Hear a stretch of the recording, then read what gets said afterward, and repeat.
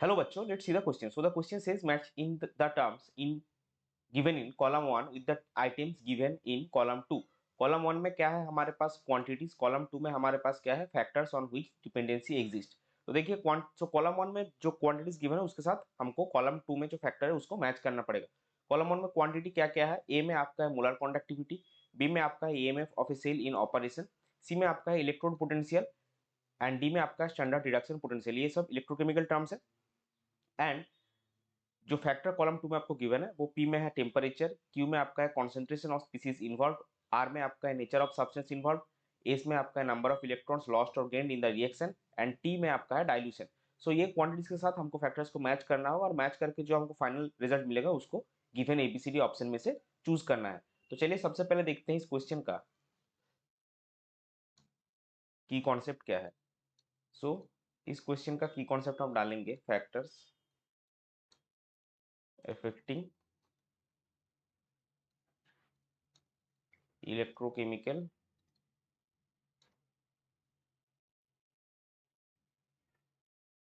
quantities. सो अभी देखिए सबसे पहले ए में हमारे पास क्या है molar conductivity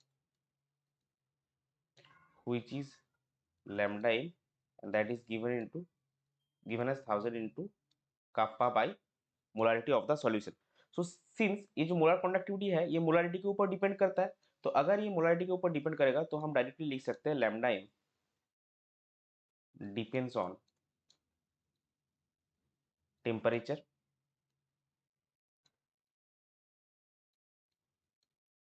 concentration of the species involve, क्योंकि मोलारिटी आपका कॉन्सेंट्रेशन ही है, स्पीसीज इन्वॉल्व एंड ये आपका नेचर ऑफ द सब्सटेंस में भी नेचर ऑफ द सब्सटेंस पे डिपेंड करेगा. और जैसे कि ये कॉन्सेंट्रेशन ऑफ द स्पीसीज में इसके ऊपर डिपेंड करता है तो ऑब्वियसली डाइल्यूशन के ऊपर भी डिपेंडेंट रहेगा. एंड डाइल्यूशन जो कि तो अगर हम मैच करना चाहे तो कॉलम ए के साथ कॉलम 1 के साथ कॉलम 2 का आपका मैच हो रहा है क्या क्या पी क्यू आर और टी. देखिए पी में टेम्परेचर है, क्यू में concentration of the species involve है, आर में nature of the substance and T में आपका डाइल्यूशन. अभी चलते हैं बी और सी में. देखिए बी में आपका गिवन है ईएमएफ ऑफ द सेल और सी में आपका इलेक्ट्रॉन पोटेंशियल, दोनों का सिमिलर टाइप ही है. तो अगर हम इसका जनरलाइज फॉर्मूला लिखे सो जो पोटेंशियल आपका है सेल पोटेंशियल है electron potential that is given as E is that is the potential is equal to E naught, that is the standard potential of cell or electrode, minus RT by NF ln Q. N is the number of electron involved in the reaction, T is the temperature and Q is the reaction quotient. So N आपका क्या है? N is the number of electron transferred in the reaction.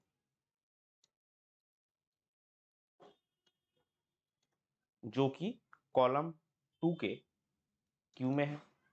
T आपका क्या है? T आपका temperature है जो कि आपका कॉलम 2 के पी में है.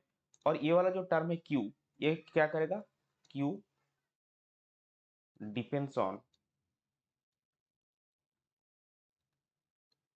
Nature of substance, concentration of species and अगर कॉन्सेंट्रेशन के ऊपर डिपेंड करेगा तो डाइल्यूशन के ऊपर भी डिपेंड करेगा. तो बी और सी के लिए क्या होगा? बी और सी दोनों ही आपके सारे जो कॉलम 2 के प्रॉपर्टीज है that is P Q R S T इन पे ऊपर डिपेंडेंट रहेगा. और लास्ट में क्या बचा है हमारा? डी में स्टैंडर्ड रिडक्शन पोटेंशियल. सो डी में हमारा है standard reduction potential that is E not red. ये सिर्फ दो ही चीजों पे डिपेंड करता है. एक आपका हो गया जो आर में nature of the substance involve और एस में आपका नंबर ऑफ इलेक्ट्रॉन्स लॉस्ट और गेन्ड. नेचर ऑफ सब्सटेंस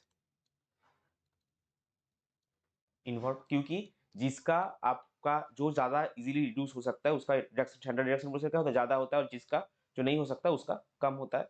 तो ये आपका हो गया R, और इसमें क्या था, number of electrons, number of electron lost और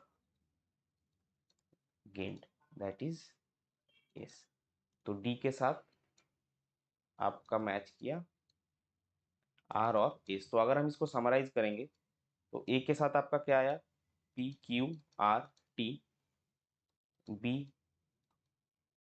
और C दोनों के साथ आपका आया P Q R S T, और D के साथ आपका आया R और S, जो कि अगर आप देखेंगे इस क्वेश्चन का ऑप्शन डी में गिवन है।